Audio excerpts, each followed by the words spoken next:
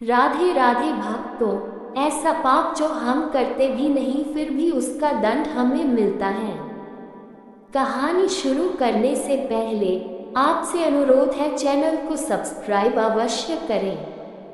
एक राजा ब्राह्मणों को लंगर में महल के आंगन में भोजन करा रहा था।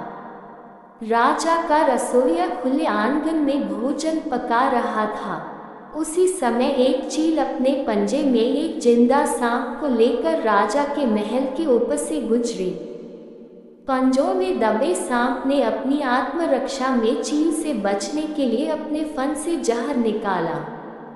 रसोइया जो लंगर ब्राह्मणों के लिए पका रहा था, उस लंगर में सांप के मुख से निकली जहर की कुछ बूंदें खाने में गिर गई। किसी को कुछ पता नहीं चला।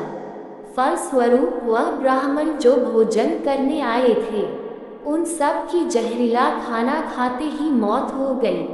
अब जब राजा को सारे ब्राह्मणों की मृत्यु का पता चला तो ब्रह्म हत्या होने से उसे बहुत दुख हुआ। ऐसे में अब ऊपर बैठे यमराज के लिए भी यह फैसला लेना मुश्किल हो गया कि इस पाप कर्म का फल किसके खाते में जाएगा।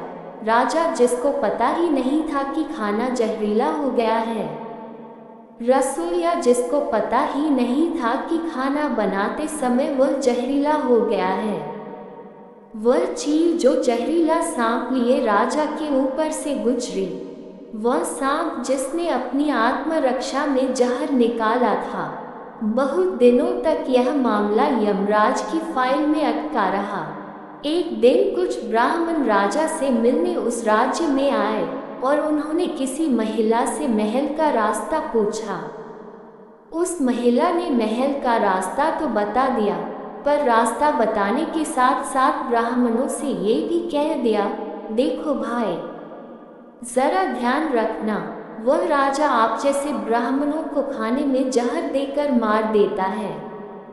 जैसे ही उस महिला ने ये शब्द कहे, उसी समय यमराज ने फैसला ले लिया कि उन मृत ब्राह्मणों की मृत्यु के पाप का फल इस महिला के खाते में जाएगा और इसे उस पाप का फल भुगतना होगा। यमराज के दूतों ने पूछा, प्रभु ऐसा क्यों, जबकि उन मृत ब्राह्मणों की हत्या में उस महिला की कोई भूमिका भी नहीं थी।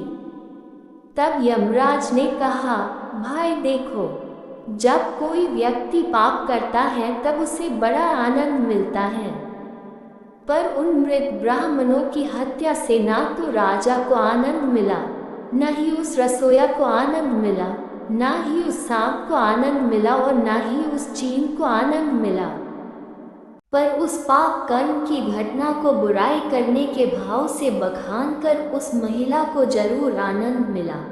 इसलिए राजा के उस अनजाने पाप कर्म का फल अब इस महिला के खाते में जाएगा। बस इसी घटना के तहत आज तक जब भी कोई व्यक्ति जब किसी दूसरे के पाप कर्म का बखान बुरे भाव से करता है, तब उस व्यक्ति के पापों का हिस्सा उस बुराई करने वाले के खाते में भी डाल दिया जाता है। ऐसी ही अन्य नई कहानी एवं कथाओं के लिए वीडियो को लाइक, शेयर एवं चैनल को सब्सक्राइब अवश्य करें। धन्यवाद। राधे राधे।